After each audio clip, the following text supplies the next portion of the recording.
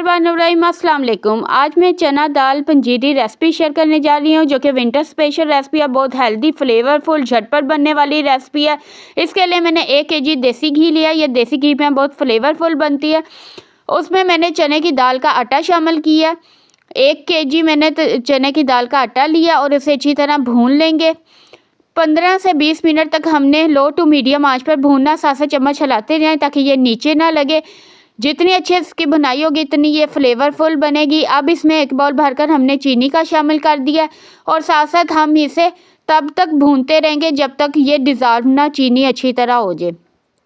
उसके बाद हम इसमें डिज़ोल्व होने के बाद इसमें हम मेवा जात शामिल करेंगे जिसमें क्रश किया हुआ कोकोनट, साथ में किशमिश, साथ में बादाम क्रश किए हुए, साथ में काजू क्रश किए हुए और साथ में पिस्ता क्रश किया हुआ शामिल कर देंगे। आप जो भी ड्राई फ्रूट पसंद करते हो आप इसमें शामिल कर सकते हैं। अब इसे अच्छी तरह मिक्स कर देंगे।